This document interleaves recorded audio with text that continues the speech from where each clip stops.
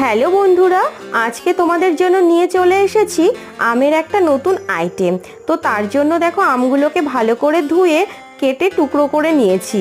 আর এখানে দিয়ে দিলাম টক দই, কিছুটা আমুলের গুঁড়ো দুধ, আর দিয়ে দেব বিট নুন, আর এখানে অ্যাড করছি পরিমাণ মতন চিনি। চিনিটাকে কিন্তু তোমরা তোমাদের পরিমাণ মতন আমের মিষ্ট ভাব অনুযায়ী অ্যাড করো। কি তোমরা বুঝতে পারছো তো কি তৈরি করছি? হ্যাঁ, আমের জুস। তো তার জন্য দেখো আরও কিছুটা জল অ্যাড করে মিক্সার গ্রাইন্ডারে দিয়ে এই মিশ্রণগুলোকে একসঙ্গে মিক্সড করে নেব।